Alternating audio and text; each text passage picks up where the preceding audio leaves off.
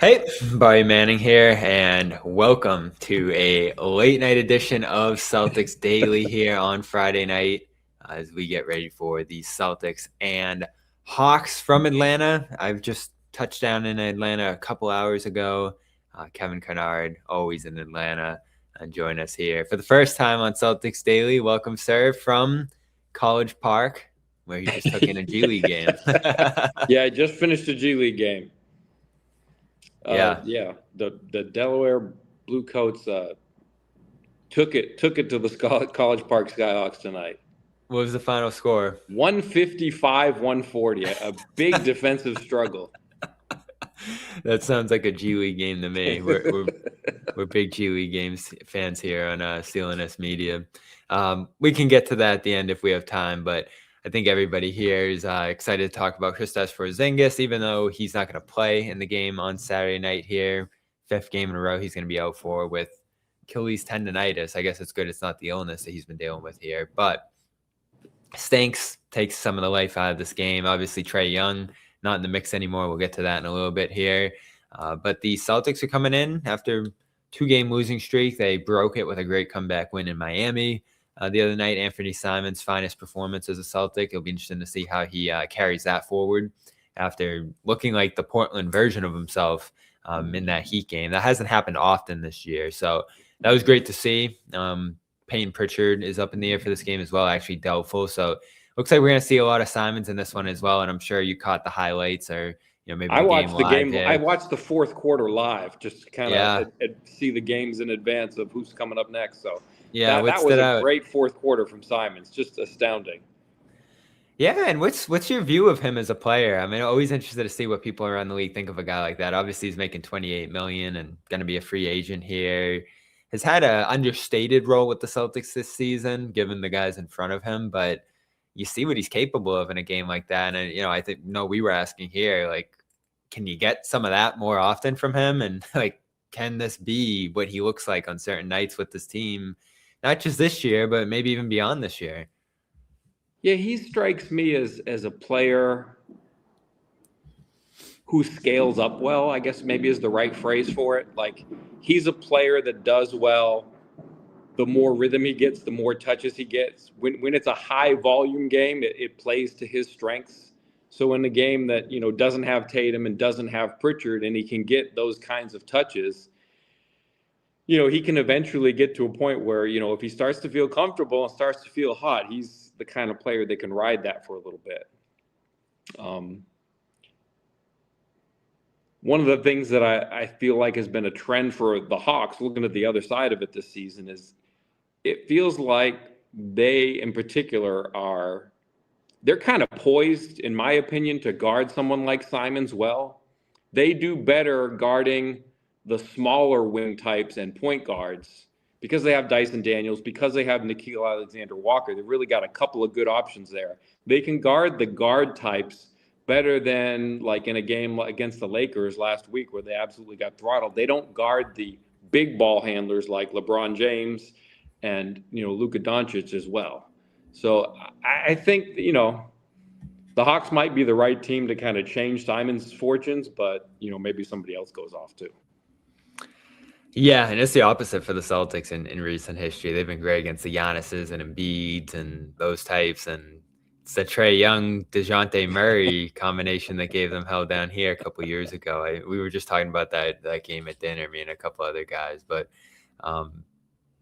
they have had an up and down season defensively. Offensively, they're still that team, and I think they've gone a little bit of a lull lately, through the San Antonio game and then in Indiana, pretty shocking loss there, obviously, without Jaylen Brown. Jaylen wasn't great in that game in Atlanta, in Miami, and, that led to some of the opportunity for Simons down the stretch of that game. So it'll be interesting to see how he bounces back in this one as well, because obviously I'd say he maybe has 5, maybe 6 disappointing games all season with the MVP level start that he's been off to here. So that'll be another interesting thing to watch in this game as well, is after missing a game with back spasms and then maybe having his worst game of the season in Miami, how he looks in this one. Did the Hawks have a great answer for Jaylen? Probably not. I mean, Dyson's probably where they'll go. The Hawks have struggled for the last week and a half or so because they haven't had Zachary Rizashe. And so when they don't have him, they're basically playing three guards almost all the time. He's essentially the only small forward on the entire roster, which is kind of baffling. And so anytime they don't have Rizashe for the game or when he's on the bench in a game that he's actually playing in, it's like they almost have to go small. And so that's a little bit problematic. He's out for this game, which I think really greatly reduces the defensive capability for the Hawks in a game like this, because they're a much better defensive team with him, including, the ability to get a defensive rebound. They just not as good of a rebounding team without him as they are with him. So, I think somebody like Dyson can stay with Jaylen Brown, but then, it's just what are the leaks that spring behind that, including the defensive rebounding, which I think can be a little bit of a problem. The Hawks, again, when they don't have Rizashe, they're small at small forward, they're kind of small at power forward, and they're kind of small at center. Now, Jalen Johnson is probably the best defensive rebounder in the league. Like, he's number one in total defensive rebounds, which is like great for a power forward. But just in terms of matching up defensively, small at center, small at power forward, small at small forward, it's just a bad recipe to have behind someone who's as great as Dyson Daniels. It's never a one-man show. And so, once you get past Dyson, what's there? Probably not great. Yeah, and that's, as has been the case for a couple of years here, the story of the Sox season to some degree, just injuries and guys in out of the lineup and inconsistency there in terms of availability. Porzingis, as we mentioned, will not play in this game on Saturday. Trey Young's obviously out the door after missing most of the start of the season. Reese Shea's missed some time here, and Dyson Daniels is going to be questionable for this game as well. Let's get to Kristaps, because obviously over the offseason, Celtics send Kristaps to Atlanta in a pretty significant trade for both teams. Celtics started their reset by dumping his salary, and Hawks took a gamble on health and the contract. Obviously, they weren't able to get a long-term deal done with him, and just the bizarre illness that sprung up in the playoffs and pretty much derailed the Celtics postseason. I think that more than anything else led to their loss to the Knicks, given that it popped up in game one and never went away. And shocking after he played with the national team and said he was doing all right over the summer, to see it be such a significant part of the start of this season to him. And again, this will be the fifth game he misses in a row with Achilles pain. But most of his absences early this season have had to do with the POTS condition that he has dealt with here. Going back to the spring, and he's going to be a free agent this offseason. It's going to be fascinating to see where he's at health-wise and how that impacts the outlook for not only his Atlanta tenure here, but his career as a whole. And when he's been on the court, it looks like he's been Porzingis for this team, but just hasn't happened often, as has been the case with him for a lot of his career. Yeah, like you said, this is a different injury than what's kept him out most of the season. The Hawks went on a 4-game trip out west. I was actually with the team in Denver at the shoot-around, and he was doing sort of – my lights went out here. Sorry. Woo. How do I get them back? I don't know. Let me see if I can get the lights back for 1 second. This is like Porzingis' season right now. There we go. All right, my bad. So yeah, it was kind of a surprise injury in Denver. Like, I don't think he was on the injury report. And then after shoot around, he was on at shoot around. You could kind of see him doing some wind sprints up and down the sideline, trying to test it out. And since then, it's just been, he's been out with this Achilles tightness. So it's kind of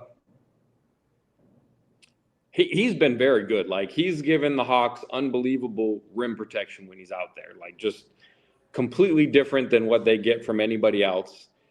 And, his presence for the Hawks has been vital because they came into the season with 3 centers. And N'Faly Dante is also out for the year. So, like, anytime Kristaps is out, they're down to 1 center, basically, which is just disastrous. They have a couple of power forwards that they will play at center, but these are 2 players in Moge and Asa Newell, who were never really intended to play center this season, especially Asa Newell. He's, maybe 6'11", but thin, not particularly strong, not a particularly great defensive rebounder. Like, he's really not supposed to be in there as a rookie playing center. It's just way too much of a challenge for him. So, anytime they miss Kristaps, they are really in the lurch in terms of, just not having a center. I know Hawks fans by and large are not particularly fond of Onyeka Okongwu's play this season, but they have just ridden him into the ground.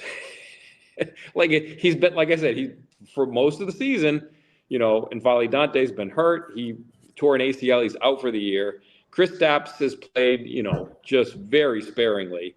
And so Onyeka's been the only real center on the roster, and so he gets the toughest assignments. He gets way more minutes than he was ever intended to get. And he has to play a certain way. He's only 6'8". Like, he's always used his athleticism and his cunning and his energy level to just play great basketball. But when you just grind a guy for an extra 8 minutes a night and you ask him to play through illness like they did on a recent New York, Toronto, and then again for another game in Toronto, he's like playing through the flu. Like, it's just ridiculous that the load that they've stacked upon him. Today, actually, the Hawks signed Christian Koloko to a two-way contract as maybe some sort of triage. But up until then, most of these have been with just one center. So, Kristaps has been good, and he's made a huge difference. Number one, just because, hey, he's a center, and we haven't had another center. Like, it's just staggering that, it's either Kristaps or somebody who's below replacement value. So it's like when he's there, it makes a massive difference. But he's also been good. Like, he gives them rim protection. He gives them shooting. He's been fantastic as a post player. He gets so many free throws working out of the post. Like, it's been really beautiful to watch. And at the same time, it's like, when they traded Trey Young, it's like, well, Trey Young, Jalen Johnson, and Kristaps Porzingis, they were only on the court together for 46 minutes. Well, that's the amazing thing. That's bad, but dirty little secret, that trio was never going to work out. Like, it just wasn't, because here's what you got. When you put those three players on the floor together, you put Trey in the action up at the top of the screen. He's not good at getting through screens. Like, this is a big reason why he was traded, was just he was killing them on defense. Anytime he hit a screen, he's done, out of the play. And that's not something that's been true for his entire career, but like for the 10 games he played this year, that is what happened. And then you've got Kristaps, who's given them great rim protection, but he's dropping back. And so there's this big cushion in between where Trey gets lost and back where Kristaps is. There's just this huge hole on defense. And then if you fill that in any other way, you're kind of counting on Jalen to, be aware, be a strong defensive power forward. And, from time to time, he will make a nice play, but sort of defensive consistency and awareness, especially given his offensive load, like, it's just not there. So, like, defensively, this trio was just never going to work. And so it kind of stinks that Trey's traded. It kind of stinks that Kristaps hasn't played as much, because, by God, the Hawks have needed him. But at the same time, any sort of, oh, wow, this didn't work out and it should have been great. Right. I don't know. I don't think that trio would have worked. Yeah, and when I hear the reports out of Dallas where it's like, oh, Mavs want to see Davis, Kyrie, and Cooper Flag play together, it's like, it sounds great, but is it actually going to happen? Is it actually ever going to come together? The Brooklyn thing, right? Durant, Irving, and Kyrie. Like, there's these trios, there's these what ifs that sound great if everything was perfect, but there's a reason things didn't come together in those situations. And there's a reason this was such a gamble for Atlanta, putting this core together here and trying to make this thing work. And I had hope for it coming into this year. I probably had them around the 4 or 5 seed. As they've perennially been, they're at 10 right now. And they're going to have to reshape this roster around Johnson. And that's the good thing, right? Like, you have the centerpiece, it looks like, right now. And that's pretty surprising that, it was young for so long and that just kept deteriorating, it looked like. But as that happened, this other young force emerges here. And that's what makes this team so intriguing to me still, is that like they have the guy, it looks like. He has his injury concerns too, obviously, early in his career. But if you can shape a team around him, and I don't know if that involves Kristaps, I don't know what that's going to entail at point guard now that Young's out the door. I like the team that they've pieced together more or less here, but they've had to do it on the fly. And we'll get to the trade in a little bit here, but it's going to be interesting to see what they do with that Porzingis contract if they do end up moving it, because who knows if he's here beyond the season. Who knows how the rest of this year is going to go with him. But they have an opportunity over the next 20 days here to make a substantial move, given that as it stands right now, they would have the number 1 pick in the lottery from the trade with New Orleans. And as much as this has been a typical Hawks season, up and down and just turbulent, they're in a really good position right now after, even not securing the best return for Young and having all these injuries and having this lackluster start to the year. They're still a team I have my eyes on because of how good roster-wise of a position they're in right here. So when you think of Porzingis and that pick and everything that's at play right now, what are these next 3 weeks going to look like for this team? I mean, it does feel like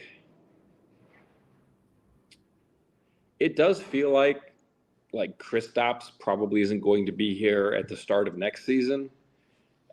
And, to me, the trade was about flexibility. It's not like bringing in CJ McCollum and Corey Kispert makes them a better team today than they were with Trey Young. Like it's too disjointed. I don't think that is a trade that's about this year. I think it's just getting salary off the books. I don't know that, maybe they re-signed CJ McCollum, who's going to be a free agent, but I think ultimately it was just about flexibility. And so, figuring out how they want to approach the Kristaps contract, if they want to bring in a big piece salary wise, then you might have to do that. I think the one thing that you could say about this McCollum Kispert acquisition is that Kispert gives them somebody to replace Luke Kennard, who maybe out of everybody on the roster is the most likely player to be traded at the deadline, I would think, just salary wise, just trying to make things match. He's going to be a free agent. Like I could see them. And again, like with somebody like Kispert, the way the trade went down, like you can't aggregate Kispert's salary in a trade, but you can with Kennard. So like it feels to me like, Kennard may be on the way out and then Kispert can be the replacement for him. But ultimately the trade to send out Trae was not really about what you get. It's just about not having to pay Trae's $50 million plus option for next season. And so now it's just about with Kristaps' impending free agency, with his contract about to expire, do you want to move that to get a high salary piece that maybe you couldn't sign in free agency? And so, yeah, the trade deadline is looming. And, I think maybe the two most likely pieces to go would be Kristaps Porzingis and Luke Kennard. Yeah, and I don't know who would be in terms of targets. You heard a little Anthony Davis around the team. I don't think it's Anthony Davis. Like Anthony Davis to me made more sense if you have Trae, because he's the guy who can make Anthony Davis work on offense, and he's the guy you want to cover for Trey Young. But like, do you want him here with the current core? I don't think so. You're better off with an Okongwu who spaces the floor and lets you do all these back cut things that they do. Like the Hawks are an amazing back cut team with Okongwu spacing the floor, with Okongwu at the elbow dropping bounce passes to them. Did I lose you?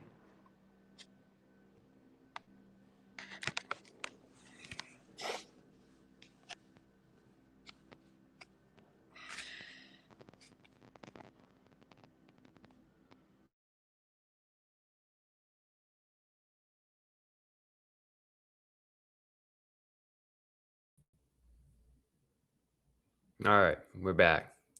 I don't know if Kevin's back here, but some Wi-Fi issues happens on the road. We'll see if we can get Kevin back up in here. Chat, let me know if you hear me, if you see. Boom, Kevin's back. Sorry, I figured restarting it was the safest way to get it going. Yeah, I think we both dropped out there. But you were saying when it comes to Davis. Yeah, I just feel like he would have been the piece that you get if you want to keep Trey Young. Like, and in a way that wasn't going to work because then they were going to have two salaries that were too big.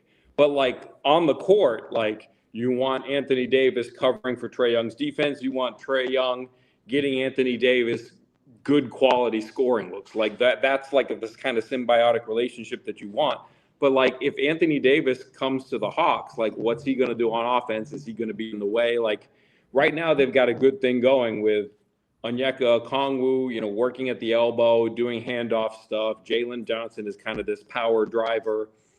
Nickeil Alexander-Walker as a cutter and a shooter, and Dyson Daniels, who can't shoot at all, has had a really good season as a cutter and as a point guard. And so all these funky pieces work. And again, if Dyson Daniels can't shoot, like how is it going to work with Anthony Davis in the way? Like it's probably not a great setup. So to me, I can't see them wanting to give up anything of value for Anthony Davis because he doesn't seem to complement what the new core is now that Trey's gone.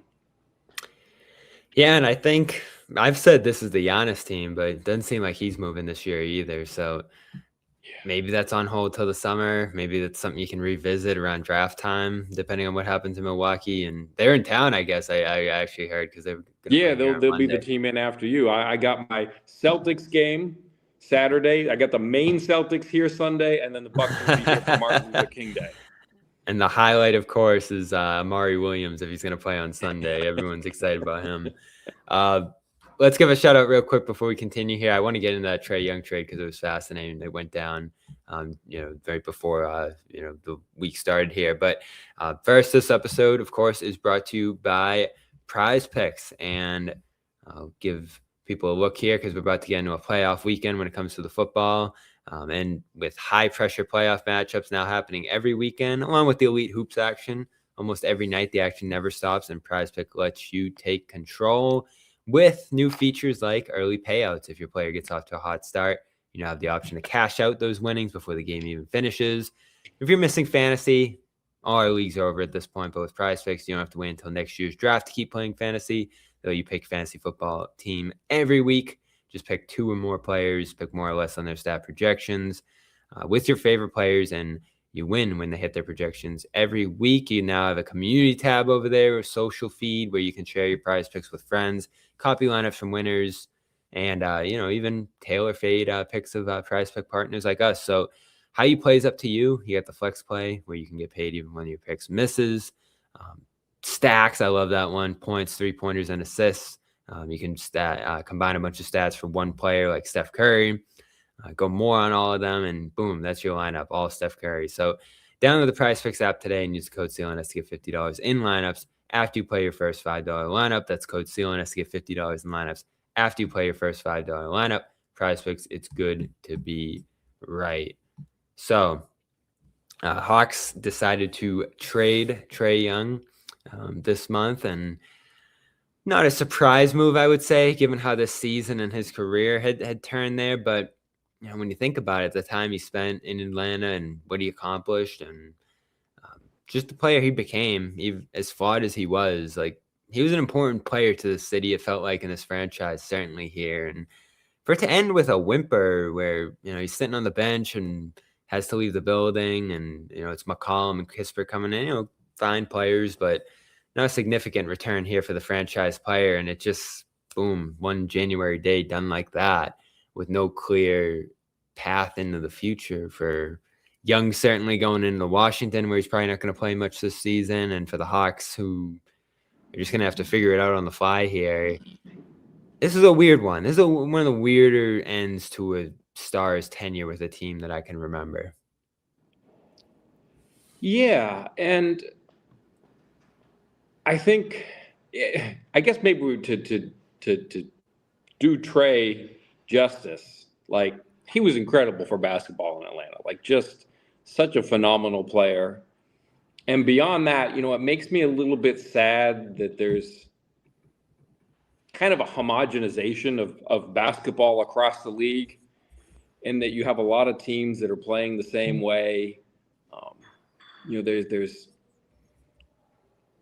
There's a lot of teams that play in a way sort of like the Hawks do now, with sort of a big physical driver. You're at the mercy of the officials. Like you're trying to make sure that you generate a certain number of free throw attempts. You're trying to get some kick out passes, and it's just different than what you have when you're making a team around Trae. Like Trae, for all the things that he did, like the one thing that he was absolutely great at was taking some defensive only players, ostensibly, most of them being bigs, and just making them offensive threats, like making Clint Capella a threat and making Dwayne Dedmon a threat. And like he was an unbelievable passer. So like he was somebody who would set you up to score no matter what your capabilities were. Like he's just an amazing passer. And he's just a super entertaining player, like sort of polarizing, he got a feel for theatrics. Like it was just a pleasure to watch him play basketball. And it makes me a little bit sad that it feels like the league is becoming more and more a place that doesn't have room for a player like him. So it's tough. Now, like at the same time, like you watch Jalen Brunson in New York, like if you are very careful and particular about your construction of your roster, you can still make it work. Like New York is making it work around Jalen Brunson, and you probably can do the same with Trae.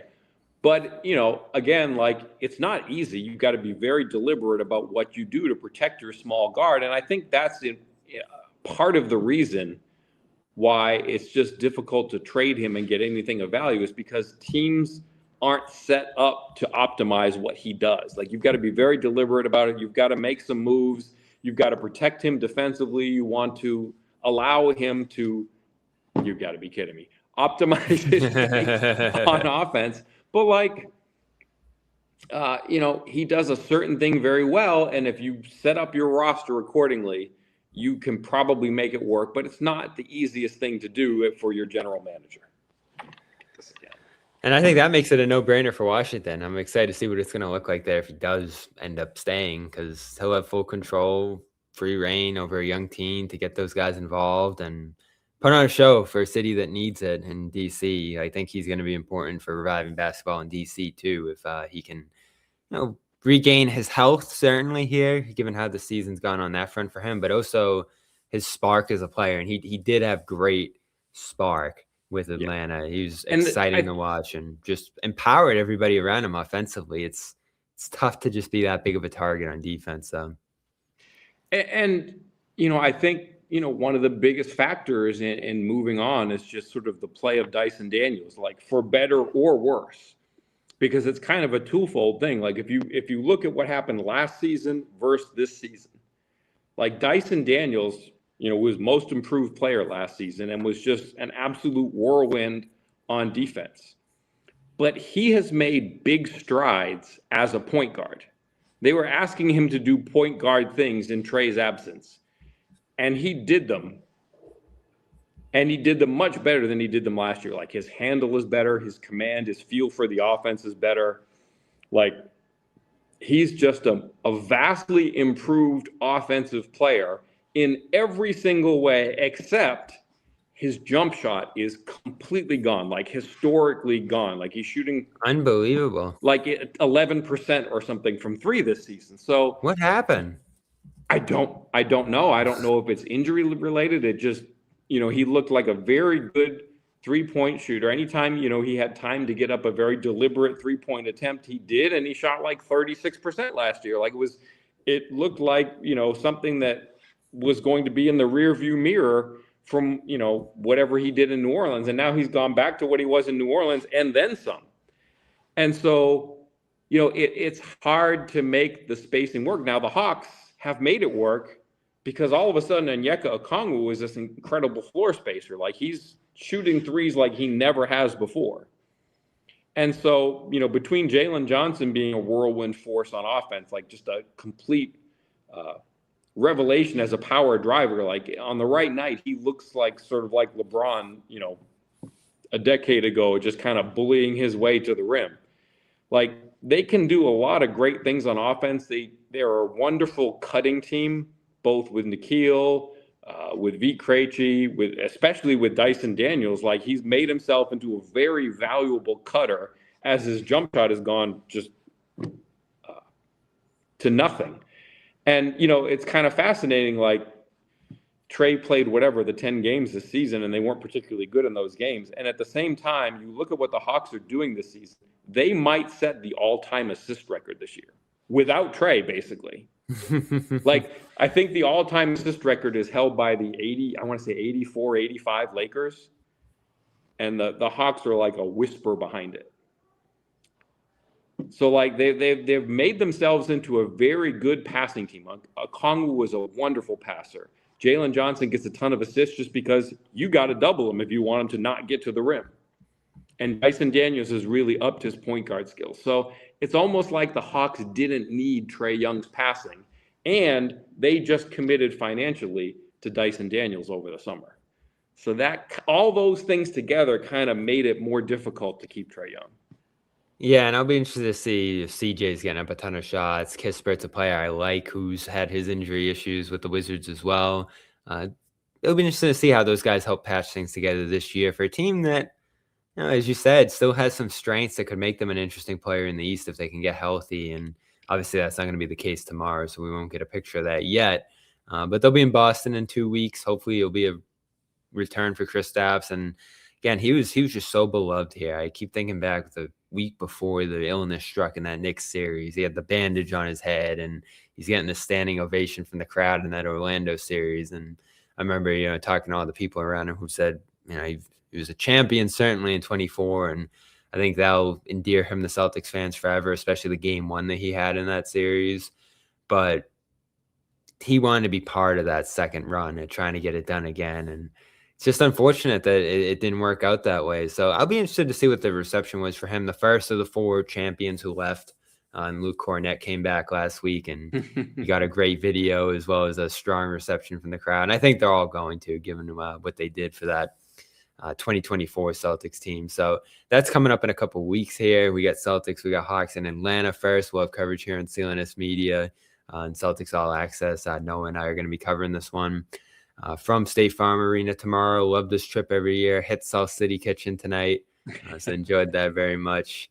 And, before we let you go here, Kevin, I was thinking about this earlier today. I always have a question, for a guest like this. And maybe the answer is obvious, but I do wonder at this point in time where the Celtics are, where the Hawks are over the next couple years here. We've mentioned Atlanta potentially having control of the number 1 pick in this loaded draft. No return for Trae, so that's a hit, but you got Jalen Johnson, you got a bunch of young pieces here. It's a good situation to be in. And then obviously the Celtics have been incredibly successful without Tatum. See how Tatum comes back. He and Brown are signed for the long term here. Some budding young talents on the team, but still have to figure out how to put a championship roster together around them, as well as Derek White again here. So let's say for the next couple of years here, would you rather be the Hawks or would you rather be the Celtics? Oh, that is a good question.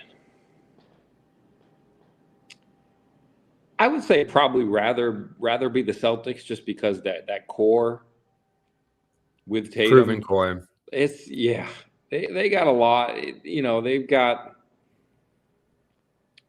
They've got some organizational strengths too. That's not to say that the Hawks don't have organizational strengths, because I think they've made some amazing moves. Like the trade for the pick that they've got coming was just a no-brainer. Even Kristaps, that's still a good trade. Like, even with Kristaps being sick, you still look at it as a good trade.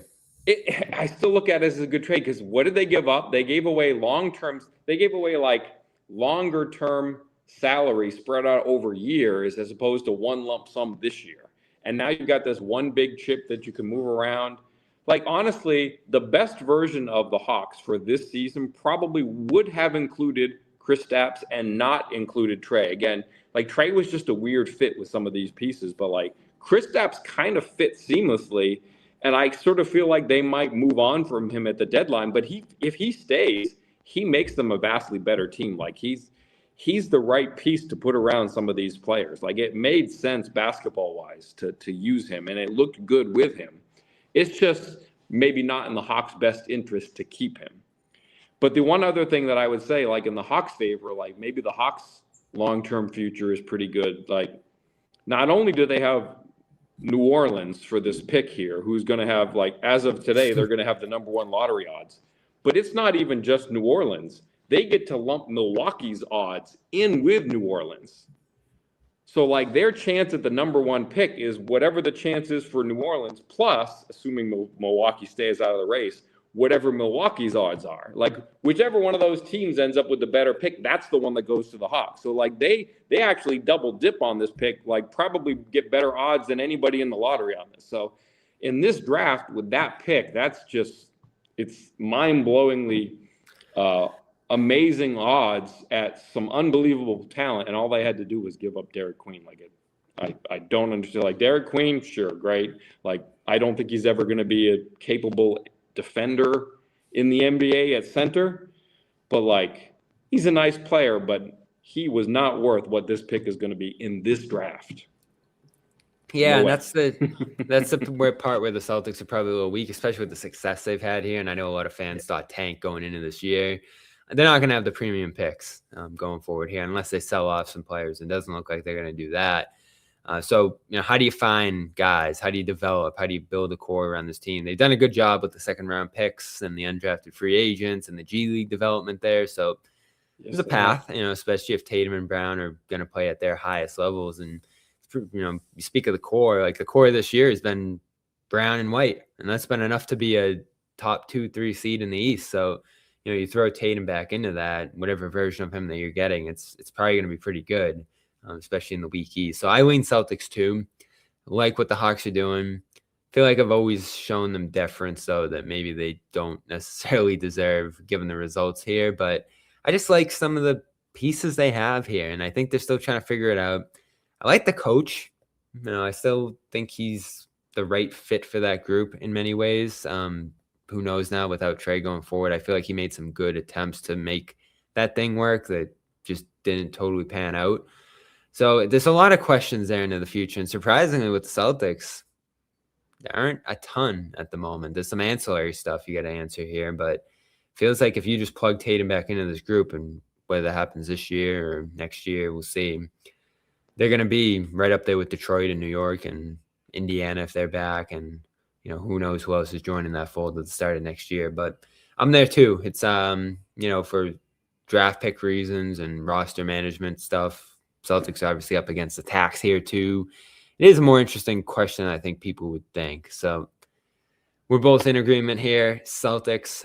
Celtics are in Atlanta, as I mentioned. Again, we'll have coverage of that tomorrow here. CLNS Media. Make sure you subscribe here on Celtics All Access for Celtics Daily on the off days.